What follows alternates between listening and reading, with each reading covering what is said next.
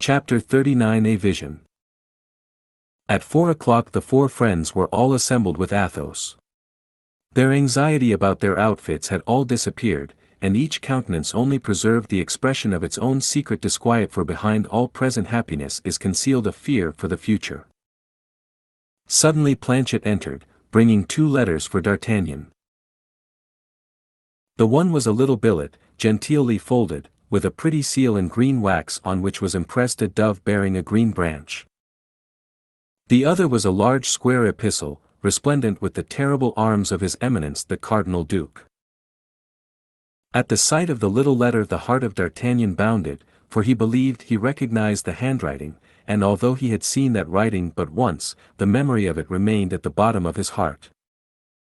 He therefore seized the little epistle, and opened it eagerly. "B," said the letter, "on Thursday next, at from 6 to 7 o'clock in the evening, on the road to Chaillet, and look carefully into the carriages that pass, but if you have any consideration for your own life or that of those who love you, do not speak a single word, do not make a movement which may lead anyone to believe you have recognized her who exposes herself to everything for the sake of seeing you but for an instant. No signature." "That's a snare," said Athos. "Don't go, D'Artagnan." "And yet," replied D'Artagnan, "I think I recognize the writing." "It may be counterfeit," said Athos. "Between 6 and 7 o'clock the road of Chaillet is quite deserted, you might as well go and ride in the forest of Bondy." "But suppose we all go," said D'Artagnan, "what the devil? They won't devour us all four, for lackeys, horses, arms, and all. And besides, it will be a chance for displaying our new equipments," said Porthos. "But if it is a woman who writes," said Aramis, "and that woman desires not to be seen, remember, you compromise her, D'Artagnan, which is not the part of a gentleman." "We will remain in the background," said Porthos, "and he will advance alone." "Yes, but a pistol shot is easily fired from a carriage which goes at a gallop." "Bah," said D'Artagnan, "they will miss me, if they fire we will ride after the carriage, and exterminate those who may be in it. They must be enemies." "He is right," said Porthos, "battle. Besides, we must try our own arms." "Bah, let us enjoy that pleasure," said Aramis, with his mild and careless manner. "As you please," said Athos. "Gentlemen," said D'Artagnan, "it is 4:30, and we have scarcely time to be on the road of Chaillet by 6. Besides, if we go out too late, nobody will see us," said Porthos, "and that will be a pity. Let us get ready, gentlemen." "But this second letter," said Athos, "you forget that. It appears to me, however, that the seal denotes that it deserves to be opened. For my part, I declare, D'Artagnan, I think it of much more consequence than the little piece of waste paper you have so cunningly slipped into your bosom." D'Artagnan blushed. "Well," said he, "let us see, gentlemen, what are his Eminence's commands," and D'Artagnan unsealed the letter and read. "M. D'Artagnan, of the King's Guards, Company de Cessert, is expected at the Palais Cardinal this evening, at 8 o'clock. La Houdinière, Captain of the Guards." "The devil," said Athos, "here's a rendezvous much more serious than the other." "I will go to the second after attending the first," said D'Artagnan. "One is for 7 o'clock, and the other for 8, there will be time for both." "Hum! I would not go at all," said Aramis.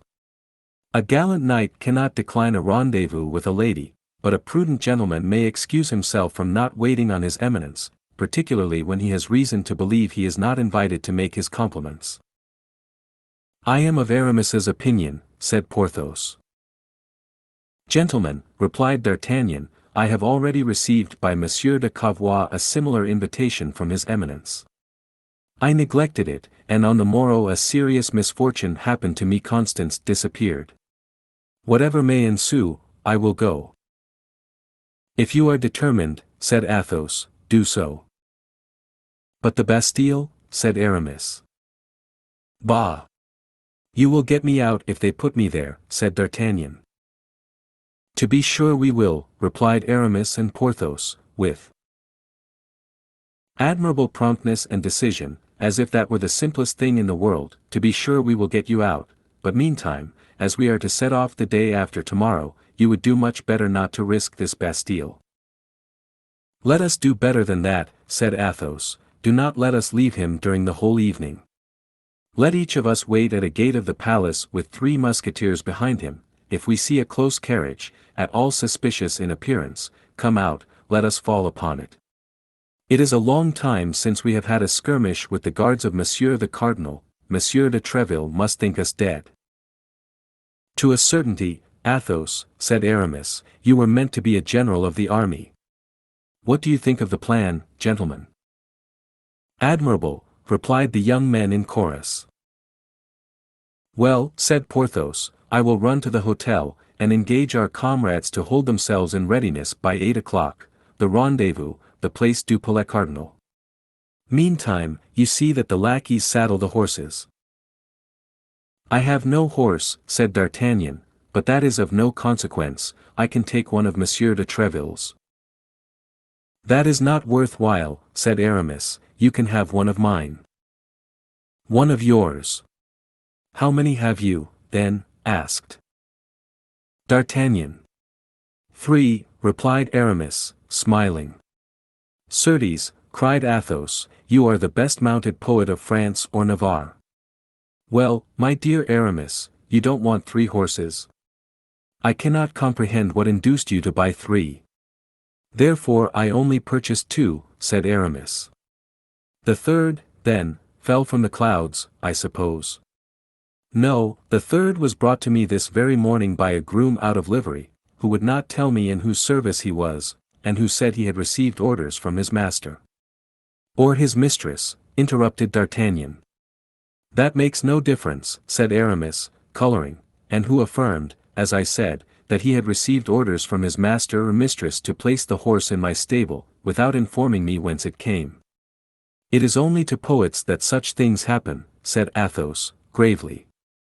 Well, in that case, we can manage famously, said D'Artagnan. Which of the 2 horses will you ride that? Which you bought or the one that was given to you? That which was given to me, assuredly. You cannot for a moment imagine, D'Artagnan, that I would commit such an offense toward the unknown giver, interrupted D'Artagnan.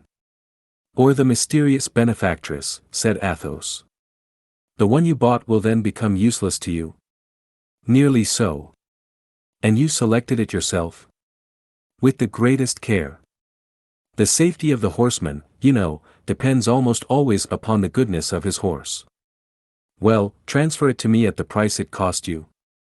I was going to make you the offer, my dear D'Artagnan, giving you all the time necessary for repaying me such a trifle. How much did it cost you? 800 livres.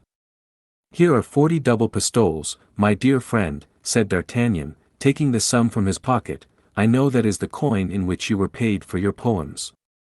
You are rich, then, said Aramis. Rich? Richest, my dear fellow.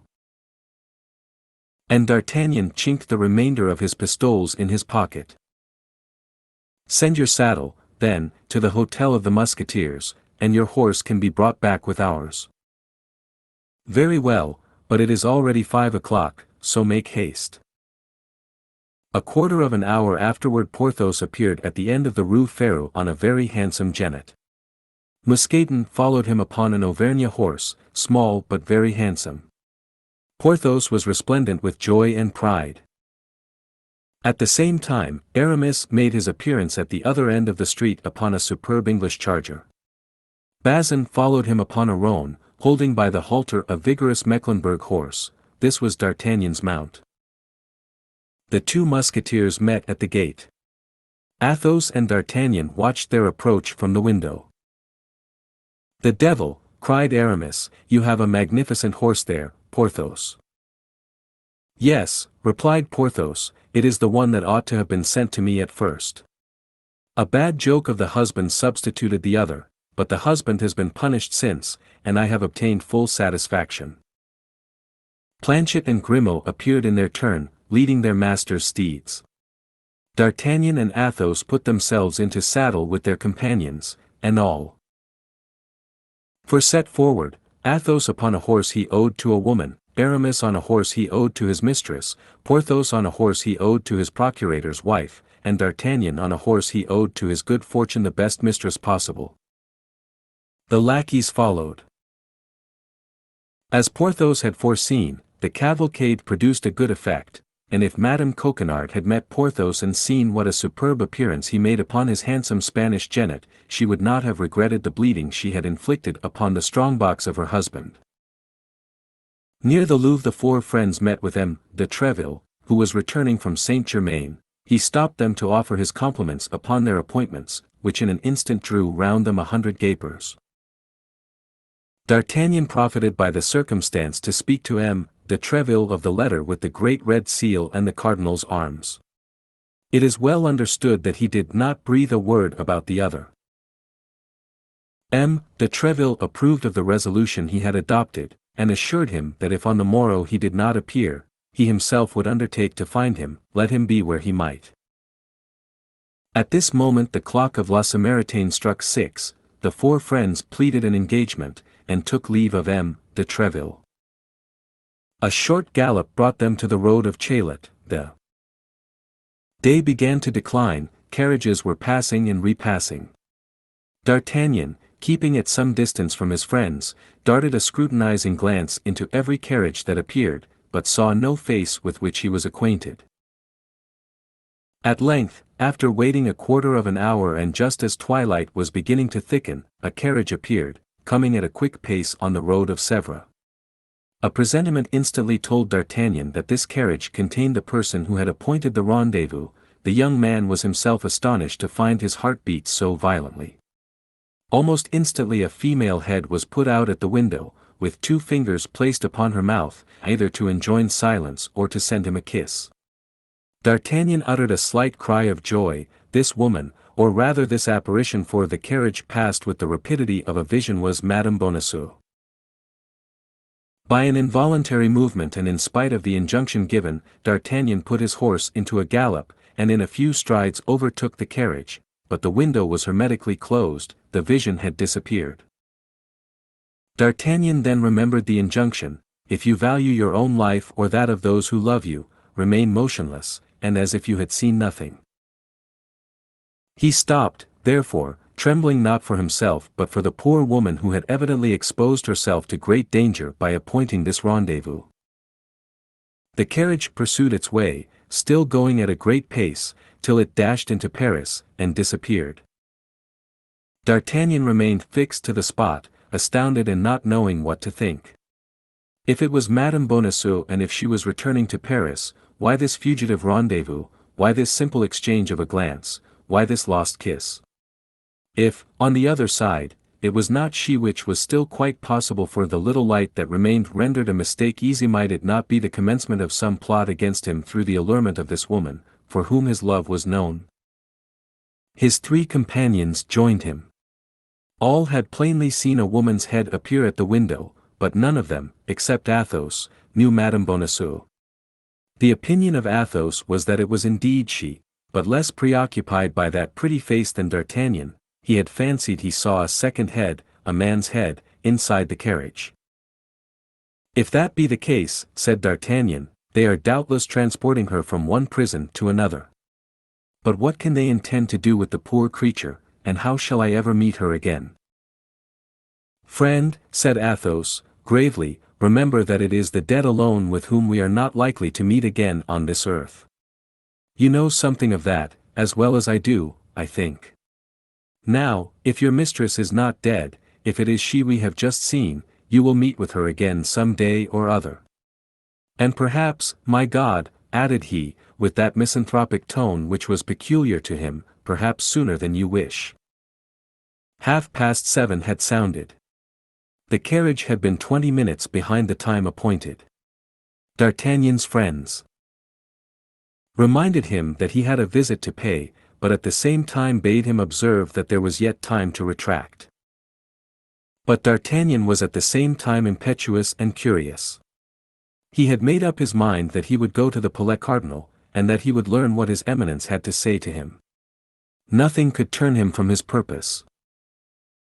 They reached the Rue Saint-Honoré, and in the Place du Palais Cardinal they found the 12 invited Musketeers, walking about in expectation of their comrades. There only they explained to them the matter in hand. D'Artagnan was well known among the honorable corps of the King's Musketeers, in which it was known he would one day take his place. He was considered beforehand as a comrade. It resulted from these antecedents that everyone entered heartily into the purpose for which they met. Besides, it would not be unlikely that they would have an opportunity of playing either the cardinal or his people an ill turn, and for such expeditions these worthy gentlemen were always ready. Athos divided them into 3 groups, assumed the command of one, gave the second to Aramis, and the third to Porthos, and then each group went and took their watch near an entrance. D'Artagnan, on his part, entered boldly at the principal gate. Although he felt himself ably supported, the young man was not without a little uneasiness as he ascended the great staircase, step by step. His conduct toward Milady bore a strong resemblance to treachery, and he was very suspicious of the political relations which existed between that woman and the cardinal. Still further, De Wardes, whom he had treated so ill, was one of the tools of his Eminence, and D'Artagnan knew that while his Eminence was terrible to his enemies, he was strongly attached to his friends.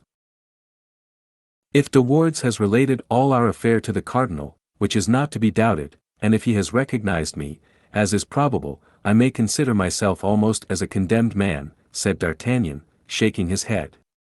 But why has he waited till now? That's all plain enough. Milady has laid her complaints against me with that hypocritical grief which renders her so interesting, and this last offense has made the cup overflow. Fortunately, added he, my good friends are down yonder, and they will not allow me to be carried away without a struggle. Nevertheless, Monsieur de Treville's company of musketeers alone cannot maintain a war against the cardinal, who disposes of the forces of all France, and before whom the queen is without power and the king without will. D'Artagnan, my friend, you are brave, you are prudent, you have excellent qualities, but the women will ruin you. He came to this melancholy conclusion as he entered the antechamber. He placed his letter in the hands of the usher on duty, who led him into the waiting room and passed on into the interior of the palace. In this waiting room were 5 or 6 of the cardinals'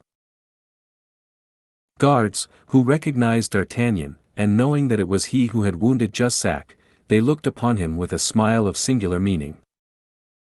This smile appeared to D'Artagnan to be of bad augury.